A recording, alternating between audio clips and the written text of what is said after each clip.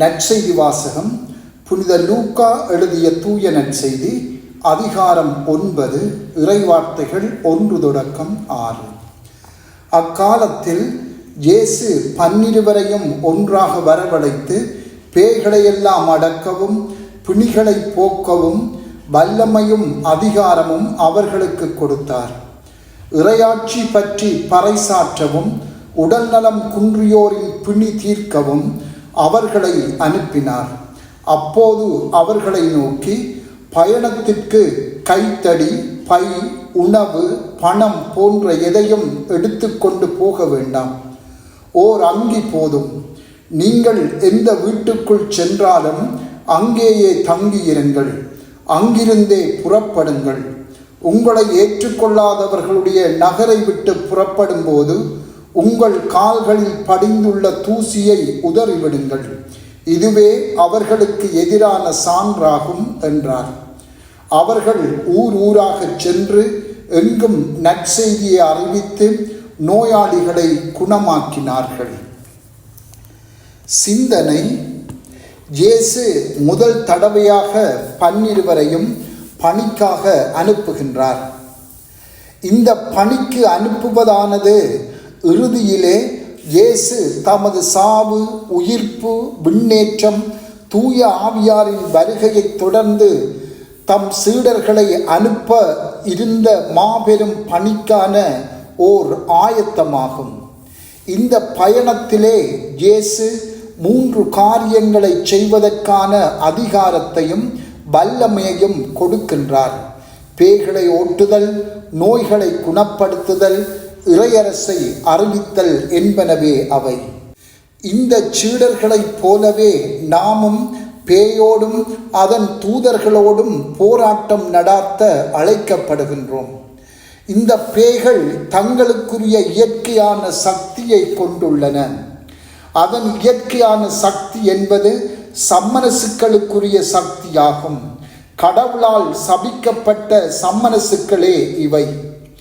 இந்த சக்தியை கொண்டே அவை எம்மை ஏமாற்றுகின்றன, அடக்குகின்றன, சில சமயங்களில் எம்மை ஆட்கொள்கின்றன. ஆயினும் கடவுளுக்கு முன் இவை சக்தி இழந்தவைகளே. இவற்றை மேற்கொள்ள கடவுள் எமக்கு ஆன்மீக சக்தியை அருளியிருக்கின்றார். திரு அவையிலே சிலர் பேய்களை ஓட்டுவதற்கான தனிப்பட்ட அதிகாரத்தை கொண்டிருந்தாலும் எல்லாரும் அந்த ஆன்மீக வல்லமையை கொண்டுள்ளனர். சிறப்பாக அந்த பேய்கள் கொண்டுள்ள இயற்கையின் சக்தியை வெற்றி கொள்ள ஆண்டவர் எமக்கருளிய ஆன்மீக சக்தி போதுமானதாகும்.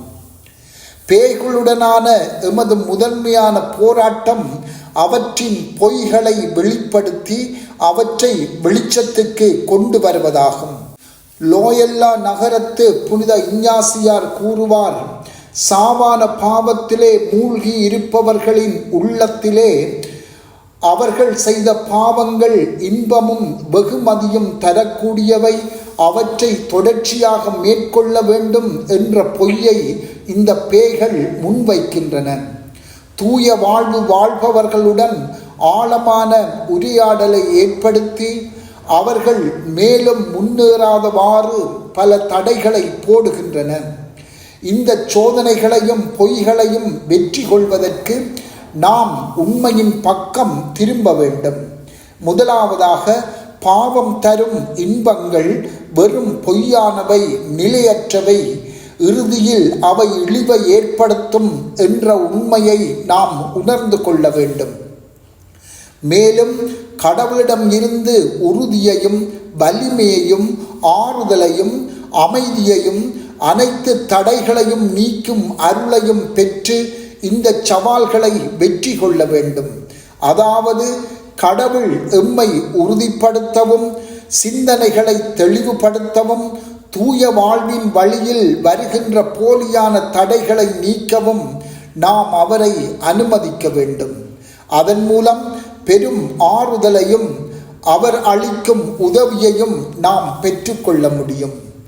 இந்த 3 பணிகளையும் நாம் செய்ய வேண்டுமென்று ஆண்டவர் விரும்புகின்றார் என்பதை இன்று சிந்திப்போம். தூய வாழ்வின் வழியிலே வருகின்ற தடைகளை நாம் அப்புறப்படுத்தும் போது ஏனைய இரு பணிகளிலும் நாம் பங்கு கொள்ளுகின்றோம் என்பதை தெரிந்து கொள்வோம். அப்போது நாம் எமது உடல் மனம் குணம் பெறுவதை உணர முடியும். செபம். ஆண்டவரே, எதிரி எம் உள்ளத்தில் முன்வைக்கும் பொய்களை உணர்ந்து தெரிந்து கொள்ள எங்களுக்கு அருள்தாரும். ஆமென்.